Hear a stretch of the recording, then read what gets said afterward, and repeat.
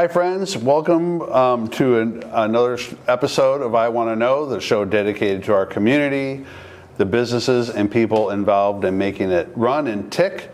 And I'm honored to be joined Scott Schoonmaker, the superintendent of North Branford Public Schools. Thank you very much for joining me. We have a lot to cover. It's been a while. We haven't spoken in about a year, and what a year it's been. There's a lot to talk about. Why don't you just tell me a little bit about yourself real briefly, and then we'll get into, the challenges of the year. Sure, Dan. Well, congratulations. I'm happy to be here. It's been quite a year, as you mentioned. I think that's an understatement for what we all have endured. But I'm proud to say that the resiliency of our staff and our students and the community have been remarkable. It's been a real proud period in my career to be a part of a community that really supports education and wants to do right for children. Mm-hmm. And I think I've seen that over and over again with the dedication of my staff and my administrators and in the trust of the community. So that excellent. We've gotten to this point because of that. Right. Everybody's stuck together. We're all in this together. Would you care to reminisce about, this is COVID 2021. Sure. But about a year ago, we had a lockdown. Yeah. And people were getting really sick, and we didn't know how to handle it, what was going on. Mm-hmm. From your perspective, what are your memories? Well, it's funny when you think back and you're saying, my gosh, it's been a full year. I still remember communications and phone calls to East Haven and Branford. They're in our health district, speaking with the superintendents and what are you going to do? Well, what do you think? Should we close? Or we didn't have any cases, but they were coming into Connecticut. We knew they were there. New York was the hot spot. New York was the hot spot. You knew it was coming this way. Westchester County. Westchester, yeah. And that was really one of the parts that you look back on, and we were really standing out there making these decisions with our schools, and then the governor took the pressure off and said, we're going to shut down. We're shutting down all schools. And it was amazing how we were able to go into this remote learning for children, where we had to get well over 1,000 pieces of hardware into the hands of students for home learning, making sure there was connectivity for the children, making sure that they had access if they did not, setting up hotspots for them, communicating with them, making sure that all of our policies were in place for teachers working remotely, sending instruction home, what that looked like with our bargaining units, and then the employment of all other staff members in the district who, in a short time, were out of work. And everybody had to transition. We had to transition all at the same time with short notice and make sure that, we wanted to keep morale at a high. We wanted to keep people who were, really in a tough predicament, not knowing when their next paycheck would come and what it would look like moving forward. And many of our employees had never been in that position before.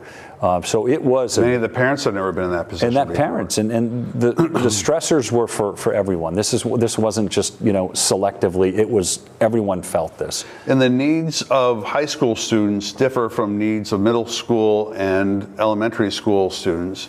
How did you kind of identify those and accommodate those different needs? Like luckily my daughter's in high school. She could be left alone at home while I went to work. But elementary school students are different. They are, and they need a great deal of attention to stay on task and to be able to work, during the day at home. And then you have parents who were, had to work or, were working at Yale or in law enforcement or firefighters that they had to go to work. So it was really difficult, and it was very interesting when people would say, well, we need to get our K-8 students back live, and our high school kids, they're able to stay home. And my argument was always, well, I don't want to look at this as K-8 can and 9-12, they're going to be okay.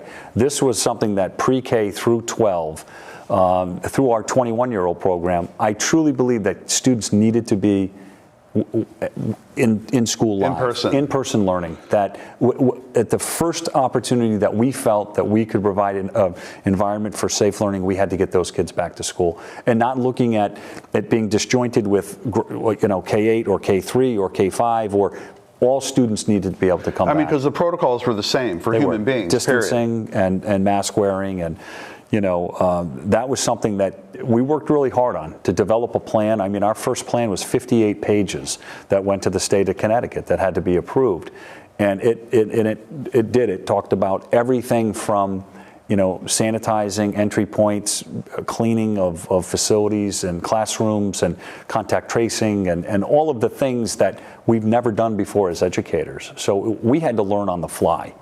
So a great deal of cooperation to get to the point where we were as successful as we were. Right, and Zoom was not a thing before this. So you had to teach, you had to change up your curriculum and change how it was delivered. Sure. That's a challenge in and of itself.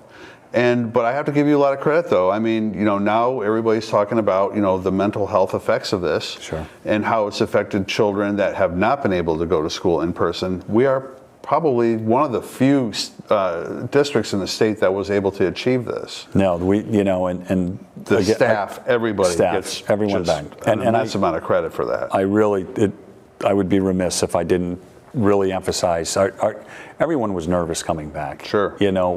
We still didn't know what we had ahead of us. No, and teachers have families and have loved ones and elderly parents, and I understand that. We're all in that same predicament. But, we really believed in it. We really believed in our plan. We put a great deal of thought and effort into it. And really, we used the science and what we could do with things like hiring sanitizers through Yale University. We had kids that were in gap years that were extending their college experience but looking for work and looking for part-time work. Mm-hmm. So we were able to work with Yale and have these students come in and clean buildings for us during the day. They had the flexibility to do it. Putting a lot of the PPEs in place and a lot of the plexiglass and distancing and marking of hallways and setting up multiple cafeterias in buildings so students were distanced, using our video system to contact trace so that we, if we had a positive case, we were able to go and look at a lunch table. Okay, who was there that day on Tuesday when that student, left? And working with East Shore Health, and that's been a great experience. They've been so supportive of us, East Shore Health, with this whole process over the year to be where we're at today. Mm-hmm. And as I look, and we fast forward to where we're at today, we just completed yesterday vaccinating over 350 employees in the North Branford school system. And that's I think, remarkable. When you look at March 1st, educators became eligible. On March 2nd, we had 250 staff members. All of my certified teachers were vaccinated. Yesterday, there were 100 bus drivers, coaches, substitute teachers, anyone that walks into our building, we completed that wanted to take the vaccine. It was optional. Another miracle is that a year ago, this was just beginning, and we had no vaccine. Right. And now we have a vaccine, and we're giving, we're introducing immunity into the public. Yeah, it's that incredible. When you reflect on that and think about that and the science and the process that it goes through to get FDA approval, it's usually years. Right. We were able to do that in 14. Less than a year. Yeah. So. Wow. Okay, so now staff members are vaccinated. They are. I think at this point we're hesitant by saying this, but saying that we're kind of made it through the toughest part of this pandemic experience, and hopefully seeing the other side of this. Moving forward from your experience, what do you think will stay? What are our new habits what has changed in our society, in the school society? I think we'll be in protocols, masks. I think we'll continue to see masks at the beginning of next year. If the goal is to do X amount or millions per month, through the summer months, I think we'll really start to get to that herd immunity. I think we'll start to see some real improvements with our percentage rates per 100,000 and looking at, the data that we use to make informed decisions. I think the hygiene piece, that's not going to go away. Mm-hmm. I think people flying are going to be wearing masks long after. I think the distancing will start to ease up. And, we want to get back to normal. We want, when I say normal, our old pre-pandemic normal that our children lost out on. When you go back to last March and you look on a moment's notice that their school ended in March, and those students that were involved with the play, that were involved with instrumental music and concerts, their sports, everything that really gets children excited to come to school outside of the academia, it ended, and you took something away. And I don't mean to sound, but I don't think a lot of people understand the value when you're that age of what those experiences do for your socialization, for your confidence, for all of the things that the social emotional learning part, the relationships with staff outside of the academic arena that are so valuable that you can't put a price on. Mm-hmm, right. And they stopped, proms, graduation, all of those things that we cherished as children growing up and being a part of that. They didn't have that opportunity. Right. And that's hard. So how are we addressing like the mental health effects of this? There is a tremendous sense of loss throughout society, and with kids, I think it's more intense. Sure. So what is it? What do you guys? And that's our mental health team in all of our buildings, I think, is exceptional. I think our director Suzanne Wright does an amazing job of staying on top of everything that's out there to bring in, to educate our staff on signs and things to look for. And we've done quite a bit of training over the past year, to identify and to make sure we're reporting and staying, very actively involved in kids' lives, checking on them, making sure even when we were home, making sure we were live and having check-ins throughout the week or the day to make sure kids were doing okay. Mm-hmm. I worry about the long-term effect of this. Sure. I don't have a crystal ball, but I think it's going to take years for us to navigate through and get back to that sense of normalcy. Mm-hmm. And I think we're going to need a lot of mental health support in the future moving forward. And sure. I hope that the federal government and the state government realizes the fact that we're going to need help. We're in a small community, as you know.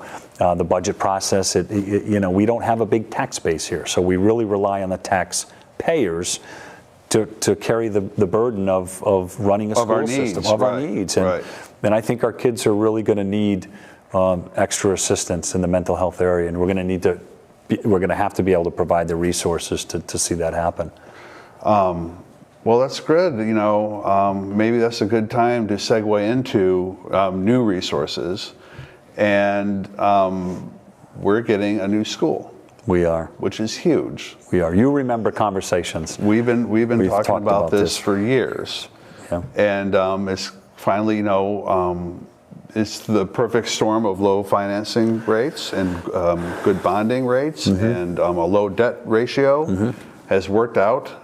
And here we are. So why don't we talk about the new school? Sure. We want to start, where will it be? How big will it be? Go on, do your thing. Yeah, no, this is really exciting. We started this conversation years ago, and I never thought that, during a pandemic, this would be the time that we're going to, be talking about a new school. So if you're looking at the monitor now, you'll see an absolutely beautiful rendition of a 100,000 square foot plus building that will accommodate 500 plus students and room for growth in the future should we get an influx of students and families to North Branford. It's designed there's going to be outdoor learning spaces, a campus that has all 21st century learning skills available. I had to wait for that to clip back on. Security is our highest priority in this building. First off, for safety of our students and staff. Looking at extracurricular, we have a double-sized gym, which we know there's always a shortage for gym space. I think this will really work to our advantage. There's weight facilities involved. It's all set up with state-of-the-art engineering. We're looking to really bolster some of our other parts of our tech area with manufacturing, and that's another conversation that I think I would love to come back and talk with you about in the future, because I think there's so many exciting opportunities aside from this new 100,000 plus square foot building that could really put North Branford on the map. Destination North Branford. Destination And we North will Branford. definitely be having that conversation. In short term, Yeah. you know. Yeah. Where will the school be built? So if you were to pull in off of Route 80, as you know, where the auditorium is, if you were standing in front of the auditorium, to the right-hand side, we'll be moving the front entrance of the high school out into the front parking lot. Okay. So it will run parallel. The bridge will stay connected to the new building. We are not going to knock down the bridge, so Okay. I like that. So we'll have easy accessibility for safety and convenience. Students will not, or staff, go outside to go into the auditorium. It'll connect to that new building. It'll run back towards the rear of the building where the existing entrance is to the high school. Okay. And the gymnasium and the tech area will be in that back area. There'll be extended parking in that back area as well.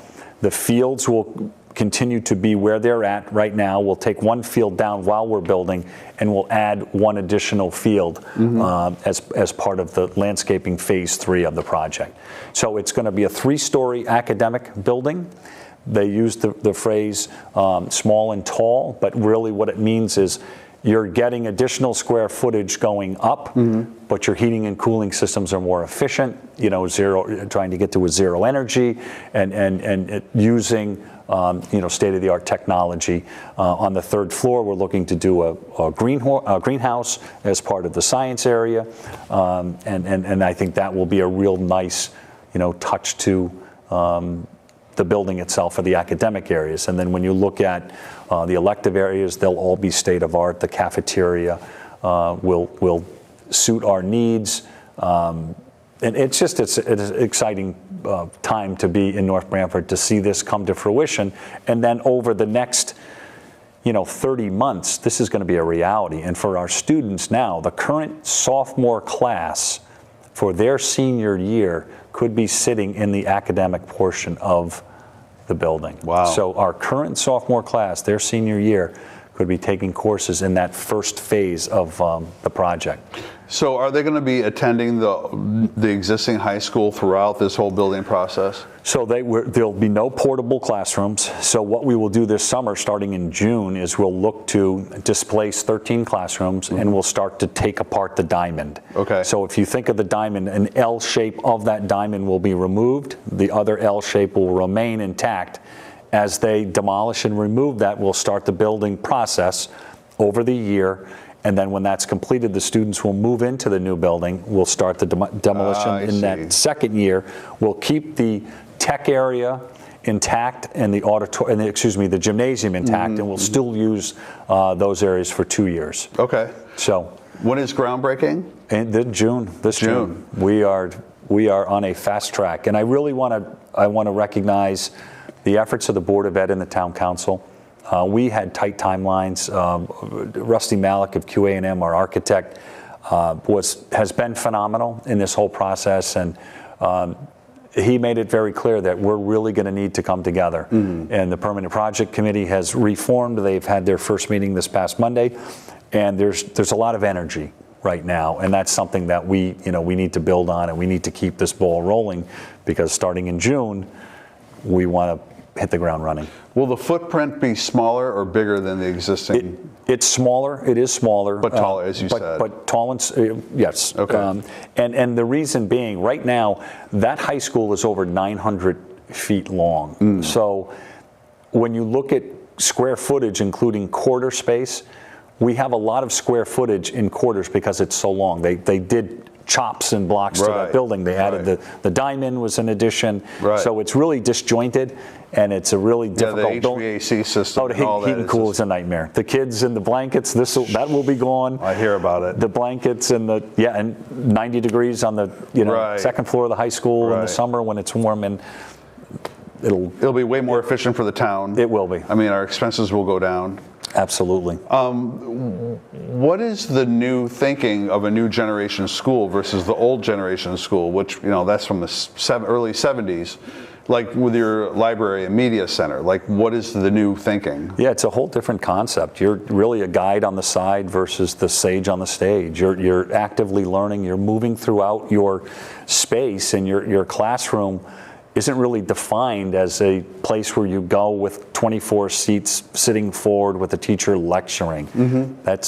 Those days are gone, and there's a lot of interactive technology, and students are working on their pads or their tablets, and moving throughout the building and integrating in other areas of study, other disciplines, and a lot of cooperation between disciplines. And so it's a much different look, and we're always trying to, for a small district, and I say small, just over 500 students, to have the selection that we have at North Branford High School, and it does, wherever you fit in your potential as a learner, there's so much for you, and that's what we really pride ourselves on. Our music program is I think off the charts with what we offer, and that's instrumental in choral. Our tech area with Project Lead the Way and engineering, and the full course gamut that we have for our students. Our art program is exceptional. We really give a rich, comprehensive offering for our kids, and we pride ourselves in that. This town has always been about the people. The people have made it what it is, and for the schools, it's not been the building, it's been the staff. Absolutely. And now we're going to have the technology and the building and the efficiency along with the staff. Yeah. It's a real win-win. It is. They say, bricks and mortar don't make the... the bricks and mortar piece, it's important for the pride piece. Students deserve to be in a building. Staff deserves to be in a building. They need to know that we care. Education is a priority here. It's our highest priority. Right. That we're preparing our students. It's the passport for their futures. And we're sending them off to colleges where they're going to meet kids that have modern technology, have modern schools, have modern, so we have to compete with that as well. And we want people moving to our town. Exactly, it's a draw. If you drive through and you're on the shoreline, and our high school is what it is, but if you run through the parking lot and you see the new intermediate school, the auditorium, and then you look at the high school, and you travel to surrounding communities, and you look at the high schools. Every town surrounding us had a new high school. Right, it has to be in the past 10 years. In the last 10 years, and that's your flagship building. Yeah. Those are how people decide on, okay, they're here for a short period, but high school, that's what propels them into the next level of education. This is why we moved here. Yeah, we moved now here for the schools. You look at the pictures that we were just looking at with that campus. Right. With you're rolling into the middle school, the auditorium, the sports fields, the tennis courts have been done over, the fields, and now that high school, all on one campus, and the ability to share staff between two buildings. Right. It just opens up so much, for more new possibilities that we haven't had. Absolutely. Why don't we talk about costs? Everybody's going to want to know about that. Sure. So talk about costs, our reimbursement rate, and all those wonky little things. Sure. I wish my architect was here for me, but he would take the no. It was just over $60 million. 60. I want to say 64, 63 million and change. And as you mentioned before, the bond rating was a great time to go and borrow money. And when we look at our debt bond ratio from peaking and coming down, the impact on our taxpayers is something that I think is really reasonable. So when you look at a community that is putting a new police station, communication station, and high school in at or about the same time, and the impact on the taxpayer on a monthly basis based upon their home value. Right. Their value, the services that they're going to gain. Sure. The education, which is why people move to where they move, is basically because of the school system. Because of the school system. So it just, everything worked out and during the pandemic. And I think that's what made it, for me personally and for the people that were working so diligently to make this happen, that, there had to be a strong belief and trust that this was needed. This was the right thing to do, and our children deserve this. Right. So and it's a new sense of optimism. We're going to pull through this, and we're going to grow from it. Yeah, it's hope. Right. Yeah. Okay, so moving forward, we're going to have a new school groundbreaking in June. It's going to take a couple of years to get done. Post-pandemic. What are you looking for? Like are we going to have a graduation? My plan in Mr. Schoonmaker's in world. Scott's world? In Scott's world. What about a prom? I want to go back. I want to go back to traditional things. Kids want a prom. We need to make a prom happen for these kids. It may not look the same. Right. It may be outdoors. I don't know. But I want music. I want dancing. I want food. I want fun. Time to party. For these kids. They deserve this. That's something that, you think back at your high school years, and whether you had a junior and senior or a junior-senior prom, that was a big deal. And that was a part of passage that, in those latter part of your high school years, that's something that really signified your total experience. And we need that. We need graduation to happen. We need people there. We need families there. We need to be safe. We need to take all of the precautionary measures, but kids, be reasonable about it. Be reasonable. But have the experience. Kids need to walk across that stage. Perhaps we can have a prom too. Yeah. That'd be nice. So we don't need to be too close to each other to enjoy each other's company. Right. Which is more than we have been doing. Sure. So that's something to look forward to. Kids just love getting together, and that's the one thing that I've really noticed and I've seen, and walking through those buildings, you see the effect on children. When you put a mask on, and I do want to say we have our masks and we are distanced, and that's why that's why we're having this conversation. It would be difficult for you to hear me with this on. And we're vaccinated. And we're vaccinated, but. Trifecta. It does something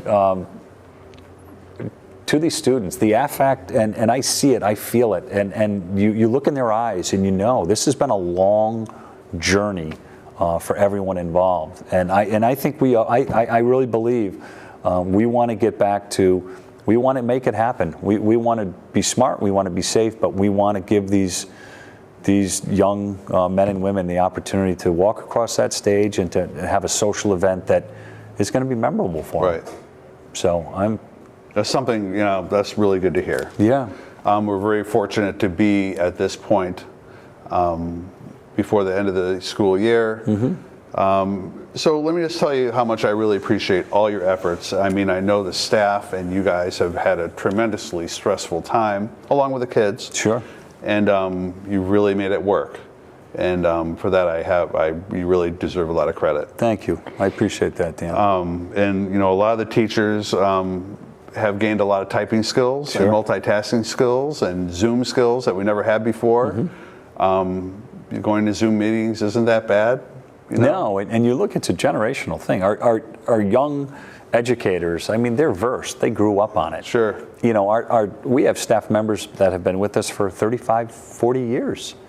And for them to dive into this and be able to transition, and have the wherewithal and the patience and come to where we're at now. I mean, and we've only had, I think, 6 days this year that we've gone remote. Right. We did not take snow days. We used remote days, and I know that was an interesting topic. Right. And we sent out a poll, and people, the younger grades, they wanted to have the snow day, and the high school kids, get it in, get it over, and we want to be out on June 14th.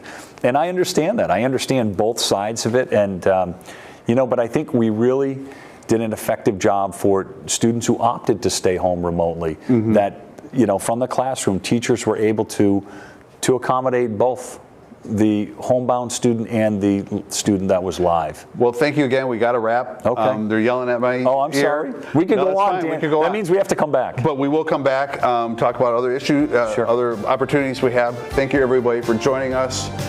Be safe. We look forward to seeing you real soon. Thank you.